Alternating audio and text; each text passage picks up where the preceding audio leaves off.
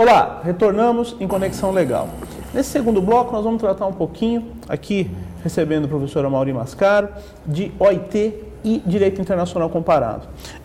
Nós falávamos, doutor, a respeito da reforma no bloco anterior e também os problemas dessa reforma, e que essa reforma tinha que ser feita de uma forma globalizada. Até porque hoje os conflitos não são só entre pessoas, os conflitos também são entre estados. E nós falávamos no intervalo, aqui em off das câmeras, a respeito da AT&T nos Estados Unidos, que tem mais de 70% do seu call center na Índia. Como essa relação trabalhista pode ser assegurada, não é, doutor? Bom, o quadro alterou-se também aqui, no plano internacional. No meu modo de avaliar, eu distingo o direito internacional do direito da União Europeia do direito comunitário. O direito comunitário precedeu a União Europeia. Havia 3 comunidades: a comunidade do carvão, a comunidade da energia atômica, depois as comunidades europeias, e que expediam normas chamadas diretivas, normas trabalhistas também. As 3 comunidades, pelo Tratado de Maastricht, elas passaram a se conectar. E no lugar das 3, sem que desaparecessem, aí sim, com esse tratado, surgiu a União Europeia. Que, aliás, o Tratado de Maastricht para a Justiça do Trabalho foi o primeiro ato internacional. Foi um ato muito importante, sim, não só para a Europa, mas para o mundo inteiro. E com a União Europeia, ela tem parlamento próprio, tribunais próprios, normas próprias, que se aplicam a toda a região que é integrada pelas antigas comunidades, que são os 27, se não me engano, países que hoje a integram. Lá existe um direito próprio, existe o direito nacional, mas existe um direito supranacional que é aplicado por um tribunal, inclusive, que decide as questões e com força coativa. E os juízes nacionais têm que cumprir as normas da comunidade, da União Europeia. E efetivos, não? A magistratura europeia hoje está subordinada a um direito supranacional. E tem que cumprir, porque isso é obrigatório, senão não haveria a possibilidade de uma integração, sim, de um direito uniforme entre esses diversos países. E na parte trabalhista, diversas normas.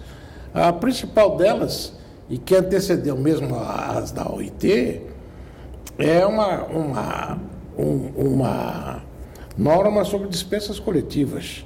Ela surgiu antes na União Europeia e depois é que veio a Convenção 187 da OIT com o mesmo temário, que o Brasil não tem nada sobre isso. Eis aí outro ponto de reforma. E com esses 3 âmbitos, o direito internacional, que é centralizado na OIT, que expede convenções internacionais, com o direito da União Europeia para a União Europeia, mas que nos dá lições de direito. E o direito das comunidades, que agora vai ficar, a meu ver, estagnado com a União Europeia, mudou-se o quadro. Mudou-se o quadro também por razões econômicas, de internacionalização da economia.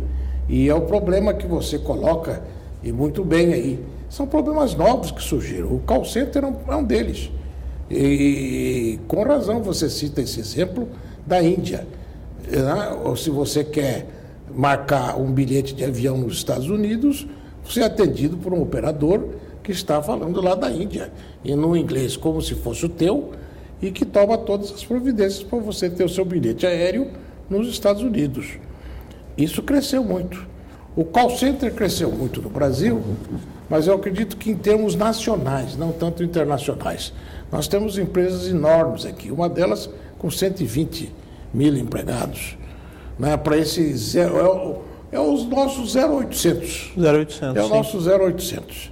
Então cresceu muito esse call center aqui.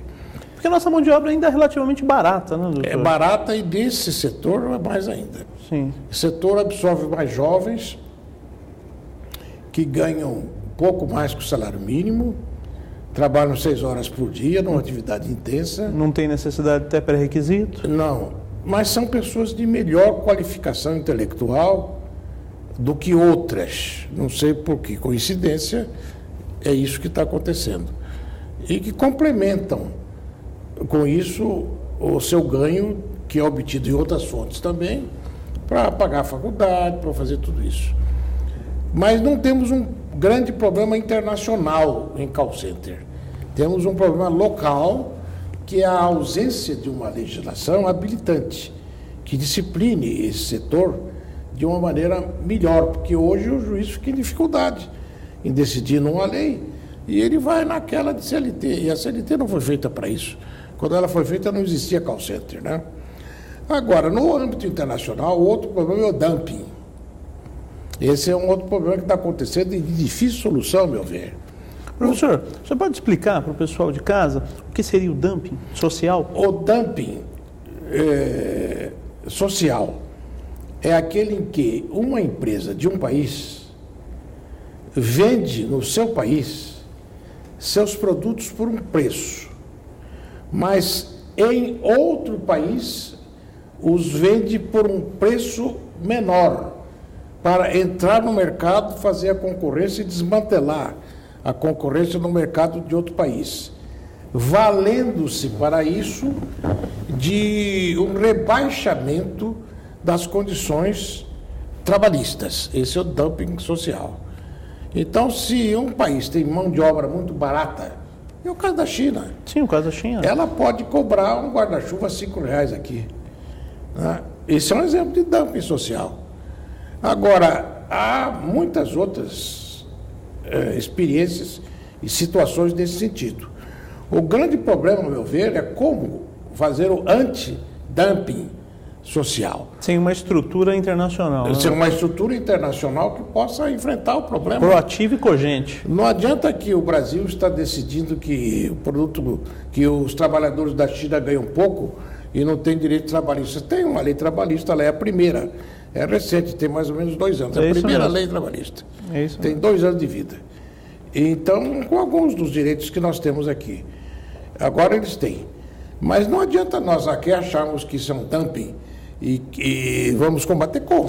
E que, aliás, só foi aprovada para a China ser reconhecida como uma economia de mercado. Senão não seria. Porque senão não seria aprovada. Isso tem que deixar muito claro aqui. É interessante. É algo extremamente político. Apesar de todo o desenvolvimento econômico da China, a importância mundial que ela tem, a primeira lei trabalhista da China foi feita agora, há pouco tempo. Havia uma anterior que não significava nada e agora se fez uma melhorzinha. Mas não é nem código nem nada. É uma lei aí de poucos artigos só, com alguns direitos e ponto final. Sim. E eu pergunto, como é que vamos combater no Brasil o dumping que é feito na China com a mão de obra barata, o que permite a produção de produtos a preços baixos que entram aqui de forma concorrencial, como brinquedos e outras coisas mais. Doutor, nós vamos para um rápido intervalo e já voltamos. Você aí de casa, não se esqueça. Ingresse no idc.org.br e esteja conosco também pela internet. Nós já voltamos. Olá, sou vice-presidente do IIDC, o Instituto Internacional de Direito Comparado. A missão principal do nosso instituto é integrar todos os seres em uma sociedade melhor. Desenvolver não só o direito, mas também o indivíduo. Gostaria de ter você conosco. Faça você parte ou não do mundo jurídico. O IIDC foi feito para todos nós. Acesse o nosso site iidc.org.br.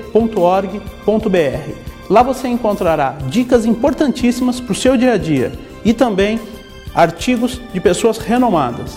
O Instituto Internacional de Direito Comparado também está com você no que tange a promoções. Lá, você preenchendo o seu cadastro, você pode receber um livro do professor Regis Oliveira, presidente do nosso instituto, e por vezes também de entrevistados. Meu muito obrigado e esteja conosco. iidc.org.br.